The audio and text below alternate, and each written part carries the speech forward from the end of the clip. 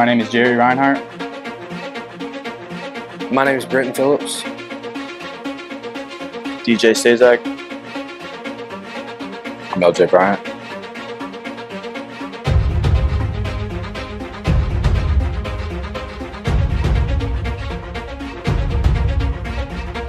I attend Lackawanna College. I play for Andrew College. Lackawanna College. I go to Andrew College. I play third base.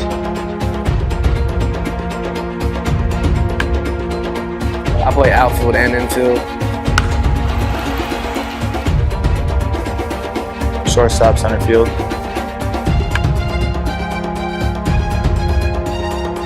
I'm an outfielder.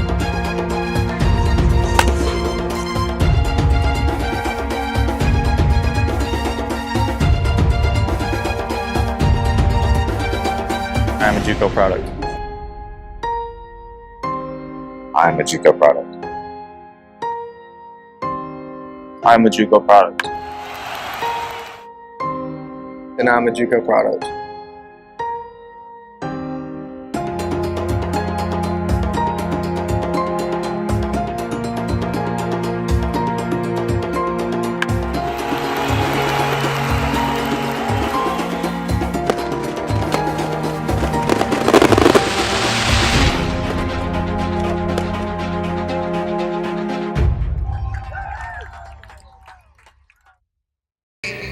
I consider myself the luckiest man on the face of the earth. Our desire to overcome is personified here. And every now and then, hammered home. He's sitting on 714. It's gone! There's a new home run champion of all time!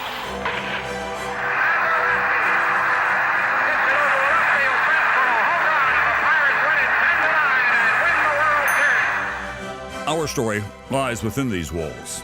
Triumphs of spirit alongside losses we'll never forget.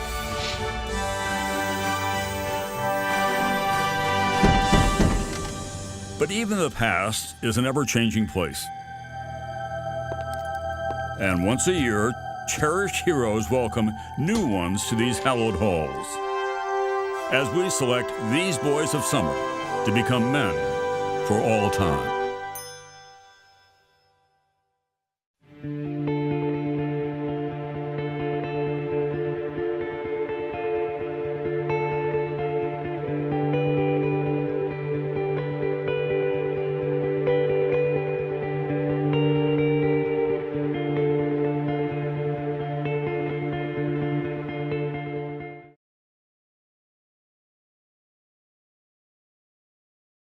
Hi, I'm Doug Dillette.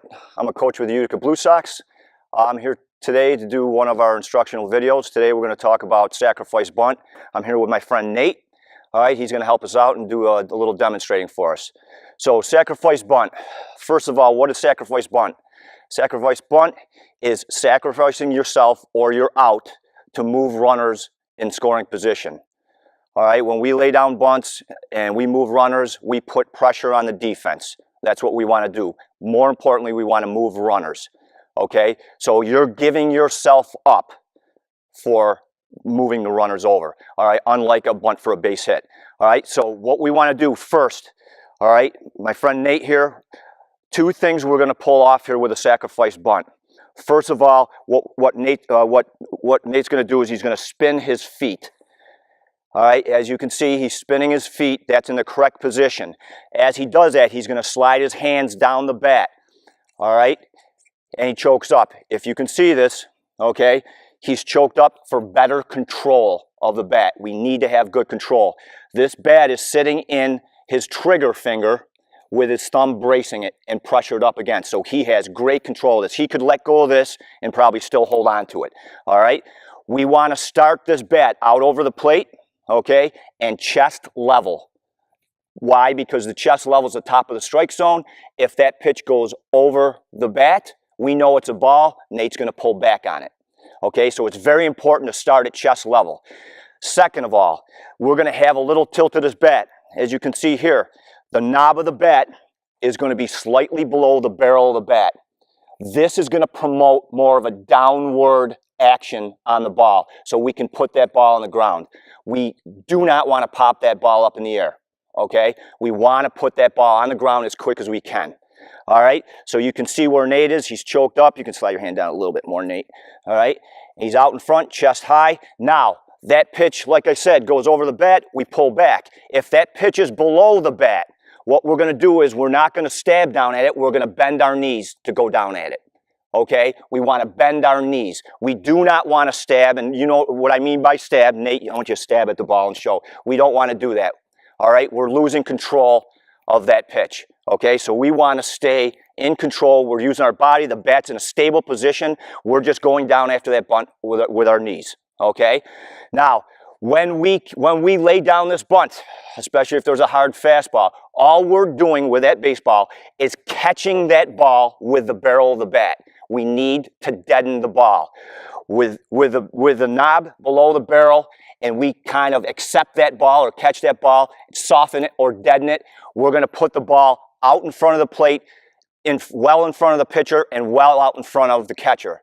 And that's how we're going to be able to move runners. We bunt this ball too hard, it's right back to the pitcher. They can get the force out. We didn't do our job. Same thing if we deaden it too much, it's right out in front. That catcher still might have a play at second base.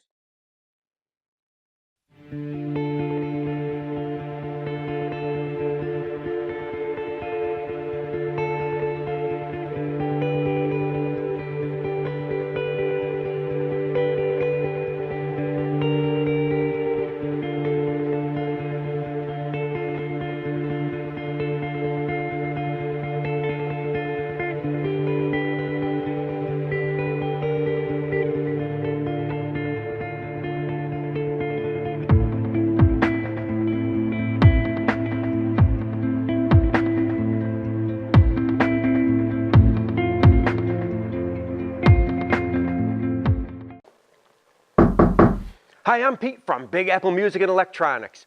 You with the red shirt back here, you need a guitar? We have 500 on display. And with the blue shirt over here, camera surveillance systems, we have them and we're New York State licensed. And for all you folks with children in school, we have the best school band rental program anywhere. Plus, we install sound systems, cars, boats, homes, churches, restaurants, you name it. Big Apple Music and Electronics, New Hartford. Big Apple Music, the lowest prices are guaranteed.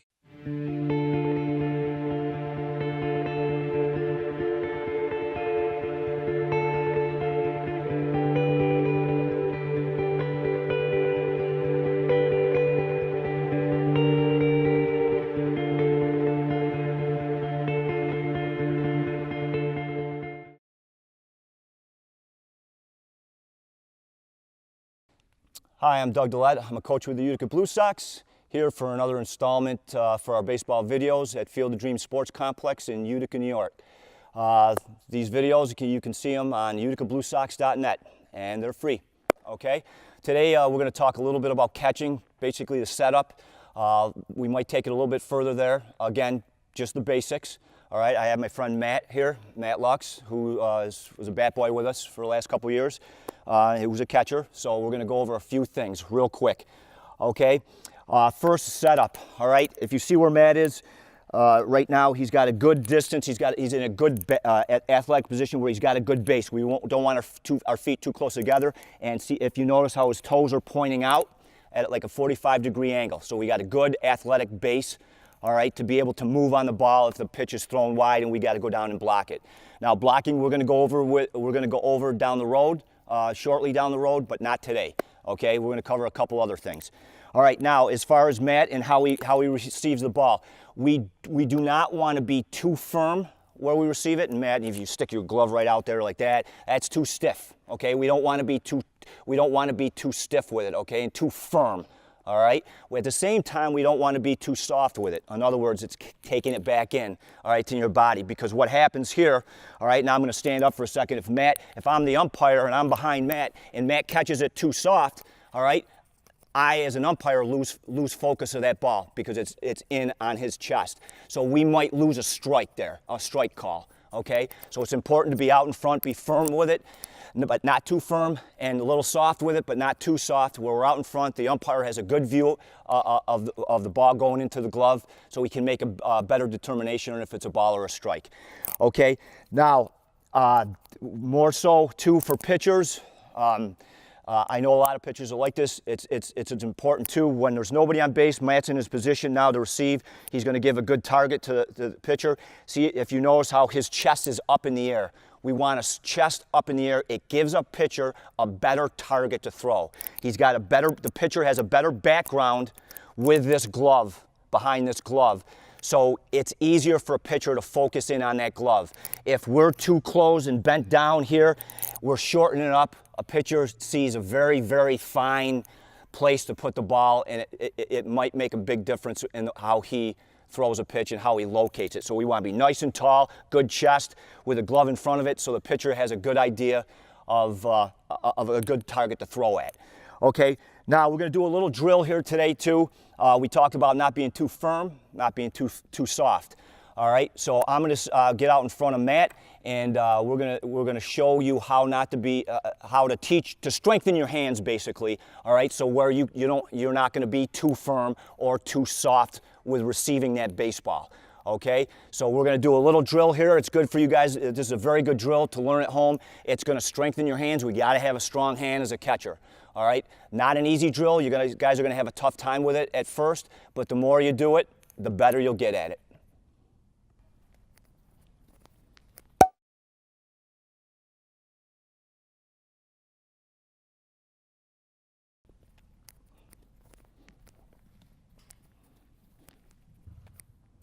Good. All right, so you just saw that one drill that we used. That's a good drill to strengthen your hand. Now, if we want to take it a little bit more advanced, okay, we have a little plastic golf ball that I'm going to have Matt put in between his ring finger and his pinky finger. All right, go ahead, Matt. So this is going to make it a little bit tougher. He's still catching it with those 3 fingers. We're still strengthening it. It's going to be actually better. It's going to strengthen his hand even more. Eventually, as kids get a little bit older, that golf ball will turn into a baseball. Okay. Right now, they're too young to be able to handle that. A baseball's too big to hold in those 2. All right, and I'm going to throw a few baseballs to him and demonstrate.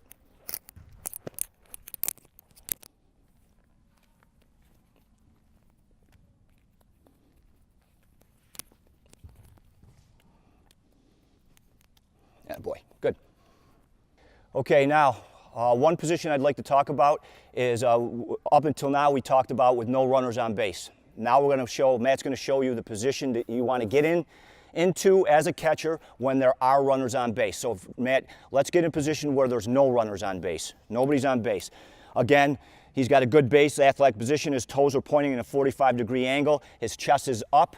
Okay, this is the correct position. He's hiding his back hand, which is something else that we didn't touch on earlier. All right, he's hiding that hand. We want to hide that thumb. All right, as a catcher, behind the leg, behind your back. This thumb is very important. We hurt one of these fingers, we might be able to get away with it. We hurt our thumb, and we're not going behind the dish anymore. Okay, so if you notice where Matt had his hand behind him, that's to protect that throwing hand and thumb.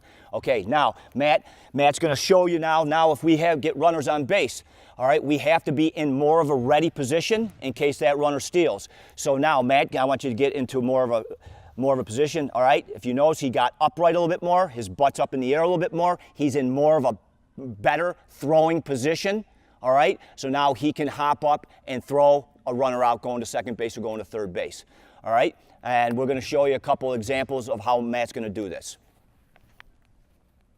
You all right?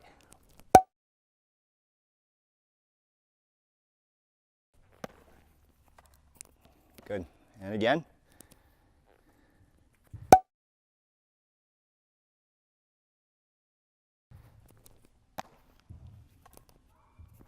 Good.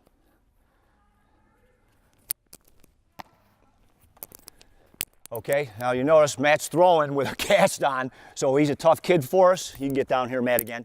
All right, so if you notice how Matt received those baseballs, all right, he had the glove out. He was still firm with it, but not too firm. As he didn't pop up and spin, it was catch, right foot, left foot, and then throw.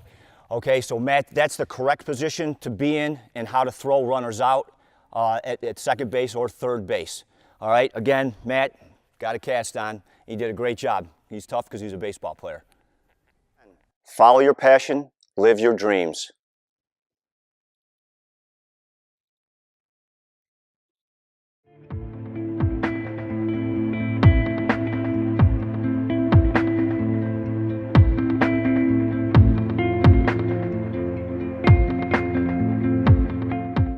Hi, boys and girls. We're here with Donovan, the mascot for the Blue Sox.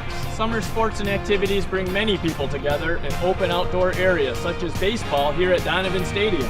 Try to stay with the adults or the family members that you come with, but if you do get separated, you can find help here at the concession stand, right? Right! Oh yes, remember to wear your helmet when you're up to bat. Be safe.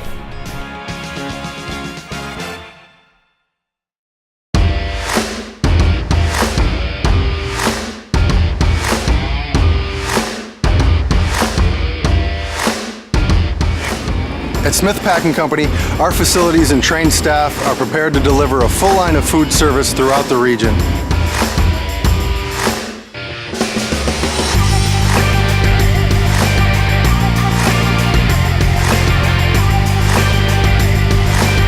We've been delivering reliable service since 1911.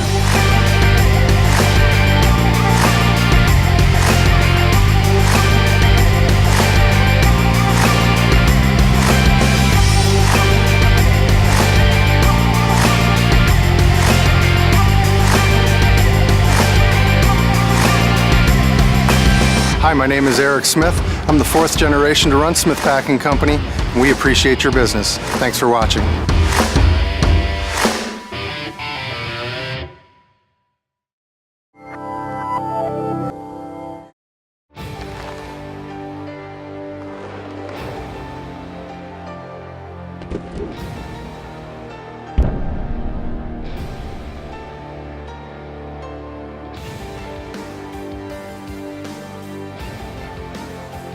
Ted Williams said the hardest thing to do in a sport is hit a baseball.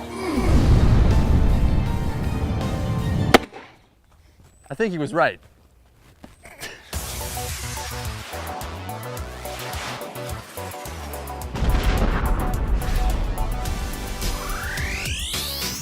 These guys make it look easy, but hitting a major league fastball pushes the brain and body to their very limits. I mean, how do these guys do it? Are they superhuman genetic freaks? Do they see the world in Matrix like bullet time? Now back, number 42, Joe the Hustle Hansen. One of the first things they teach you in Little League is to keep your eye on the ball, but that's easier said than done. I can barely see that thing. The pitcher starts 60 feet 6 inches from home plate, but actually releases the ball several feet closer. At that distance, a 90-mile-an-hour fastball is only in the air for maybe 400 milliseconds.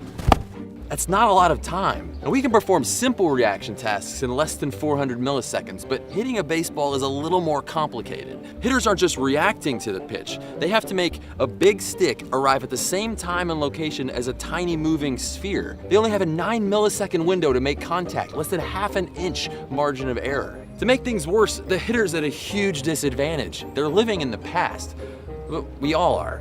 Because of the time it takes our sensory information to be synchronized and processed, our consciousness lags 80 to 100 milliseconds behind actual events. By the time the brain registers there's a pitch on the way, it's already a quarter of the way to the plate. Considering the average major league swing takes about 160 milliseconds, that only leaves 140 milliseconds for the brain to think, swing, send a signal to the motor cortex, down to the arm. It takes longer than that to blink.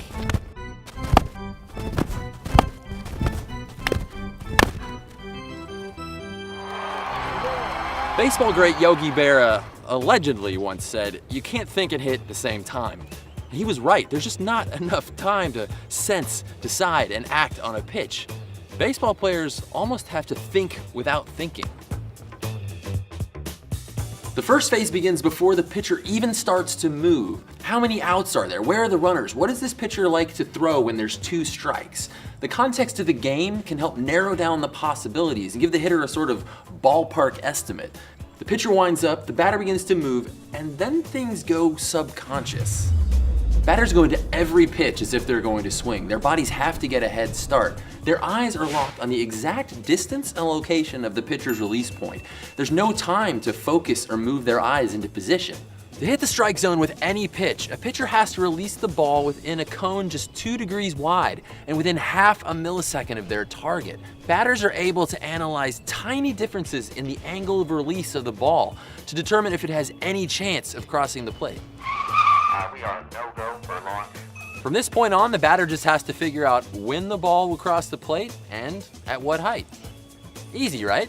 With data like velocity, rotation, parabolic motion, a computer could easily calculate the time of intercept. Unfortunately, we're not robots, and we've got to use sensory clues instead. When something moves closer to us, its angular size increases. The faster that shadow grows on our retina, the faster it's moving towards us. Because we have 2 eyes, each gets a slightly different view of that ball's growing shadow, and our brains are able to put together those tiny differences and translate it into the ball's flight path. The batter's eyes and head remain locked on that pitch until it's about 6 feet away from the plate, constantly adjusting their predictions along the way. If everything goes just right, what's crazy is nearly all of this bypasses a batter's conscious brain. How do they see all of this when my brain only sees a blur?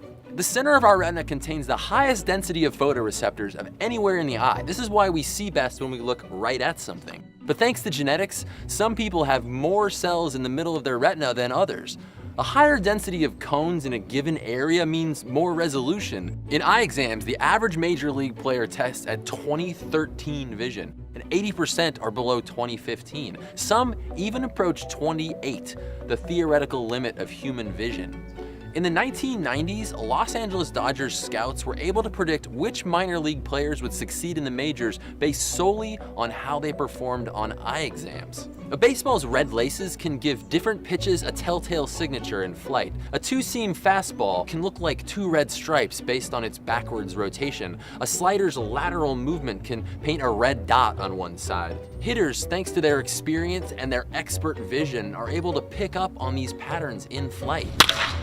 What distinguishes an expert hitter from, well, someone like me is their ability to process information earlier, faster, and more efficiently. They've got some physical attributes that make them well suited to cranking the long ball to the cheap seats, but they've also trained their brains to be specialized fast motion processing devices. It's just as much about software as hardware, maybe even more. I clearly need an upgrade. Stay curious.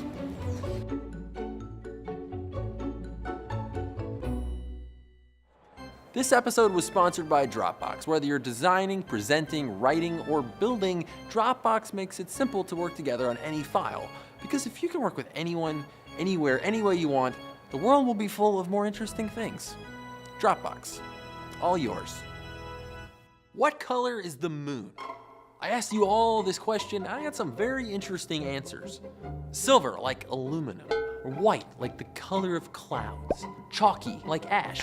Silver, kind of like an old coin. Or gray, like pavement. Silver, like your mother's hair. Milky, chalk. Gray, like a used eraser. White, like a diamond. But among all these varied responses and interesting comparisons, y'all pretty much agreed the moon is a very light color, something like this. But what if I told you it was actually more like this?